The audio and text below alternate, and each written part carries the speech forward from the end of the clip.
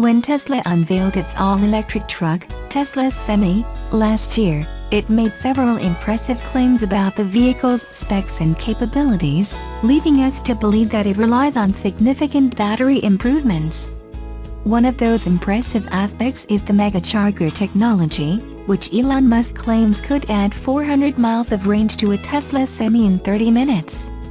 Now we learn that the automaker is working with some of its biggest Tesla Semi reservation holders to add Megacharging stations at their facilities. UPS, PepsiCo, and Anheuser-Busch, who have 265 Tesla Semi trucks on order between them, told Reuters that they have been holding talks with Tesla about installing charging infrastructure at their facilities. PepsiCo executive Mike O'Connell said about the talks, "We have a lot of in-house capability around energy and engineering, and certainly Tesla brings their expertise to the table on energy and charging." The Tesla Semi reservation holder who talked to Reuters also said that the automaker talked about its deployment of Megacharger stations along its truck stops along routes instead of at destination.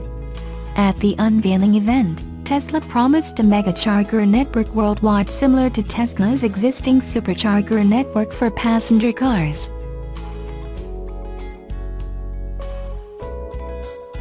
January marks the first month-over-month drop in U.S. sales of the Bolt since February of 2017. Bolt sales had grown in every month from February through December. Chart image shows U.S. sales of the Chevrolet Bolt EV for every month since its launch. Why did sales drop so much in January? Part of the story probably has to do with the season. Electric cars are a tougher sell in the wintertime. Tesla's sales dropped in January too. But GM's incentives may also be playing a role. GM has been offering generous incentives on 2017 model year Bolts since last fall, just over $2,000 in discounts and 3.9% financing for those who choose to buy instead of leasing. Those discounts are in addition to federal and state tax credits available to buyers of electric vehicles, which can exceed $10,000 in some areas. GM's incentives likely helped give Bolt sales a boost as 2017 came to a close. But at this point, most 2017 model year Bolts have been sold, and the discounts and cheap financing aren't available on 2018 models. As mentioned, the Bolt was far from the only electric vehicle to see sales slump from December to January. In fact, if Inside Amp's estimates for Tesla's sales are accurate, and they're usually close, the Bolt was still the second best-selling battery electric vehicle in the US last month behind Tesla's Model 3. Will Bolt sales pick up as the year goes on? It's very likely they will. Bolt sales will start moving back up once dealers have full supplies of 2018 models and as soon as winter starts to turn to spring. That said, there's more competition on the way that could make for an interesting sales battle in 2018. For starters, Tesla is slowly but surely ramping up production of its Model 3. There's also an all-new Nissan Leaf that has just begun arriving at US dealers and that could prove to be a serious competitor to the Bolt in time. While the new Leaf's range falls short of the Bolt's, so does its price. Still, the little Bolt has already outperformed some analysts' expectations. As interest in electric vehicles continues to grow and as GM begins marketing the Bolt to fleet customers in earnest, chances seem good that Bolt sales will once again begin trending upward as 2018 unfolds.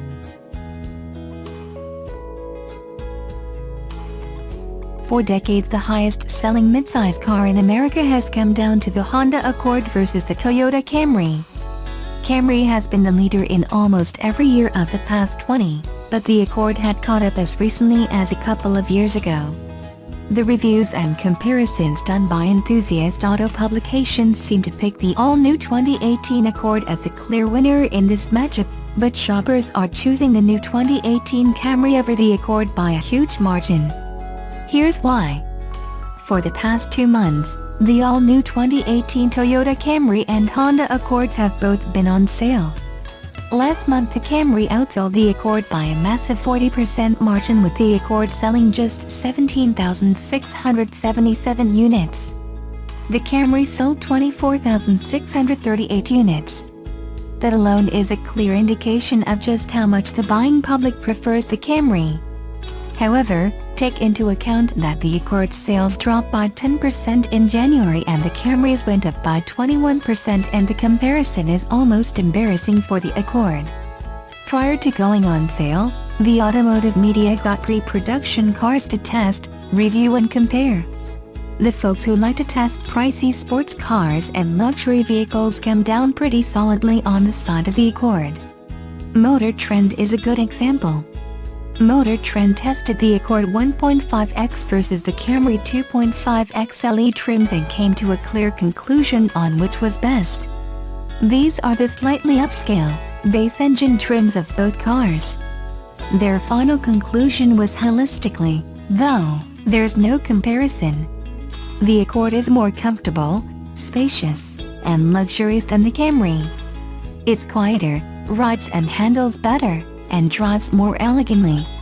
It offers superior technology with a more user-friendly interface. Simply put, Toyota built a better Camry, but Honda built a better car. Based on that summary, and from the Accord's win in almost every individual category, one would think that the Accord would be an easy choice for shoppers. However, there are a couple key buying factors that comparisons like Motor Trends gloss over, and a couple that they just plain leave out, which may be very important to shoppers. The Motor Trend story does not address quality and reliability in its story. Yet, that is a key factor to shoppers considering an affordable family car. Consumer Reports gives the 2018 Accord a 3/5 score for reliability and gives the Camry a higher score of 4/5. J.D. Power and Associates found in its 2017 initial qualities study that Toyota had a higher than average score among all brands and that Honda had a lower than average score. Shoppers who are looking at the Camry and Accord are on a budget and value matters to them. Otherwise, they could head on over to Lexus and check out the ES350 or Acura and check out its TLX. When compared with the same features, the Accord and Camry always come up very close in price. Dealer discounts matter and dealer location always play a role. It is difficult to make a comparison based on by price and location. However, one aspect of value is easy to compare: included service. Toyota offers 2 years of included service. Honda offers none. You are not likely to read that in an Accord versus Camry story in a magazine with an Italian supercar on the cover. Although the new Accord and Camry are similar in performance, a test drive will never give a buyer any indication of what their actual fuel economy will be. For that information, they look to the window sticker or to places like www.fueleconomy.gov. Despite having a larger engine with more horsepower, the Camry has a higher combined EPA fuel economy number. Let's face it, who wants a smaller engine with less power and lower fuel economy if all else is equal? Car magazines sometimes mention safety, but they rarely go very deep on the subject. The Insurance Institute for Highway Safety does, though, and publishes a very easy-to-read guide. The Camry has a higher safety rating than the Accord. The Camry earned the highest possible score, Top Safety Pick Plus. The Accord could not earn that rating because its headlights are lower rated. All other things equal, who buys the less safe car with the weaker headlights? Why more buyers are choosing Camry? The comparison of the new Toyota Camry versus the 2018 Accord is very close. Taste and brand loyalty may be the final factor for many shoppers. However, the Camry has higher fuel economy, a larger engine, more horsepower, better headlights, a higher safety rating, a better reliability rating from Consumer Reports, and a higher quality rating from J.D. Power. The Accord has its advantages for sure, and enthusiast magazines, perhaps grudgingly, reviewing family cars find those. Actual shoppers know what is important to them, and the Camry is their pick by a 40% margin.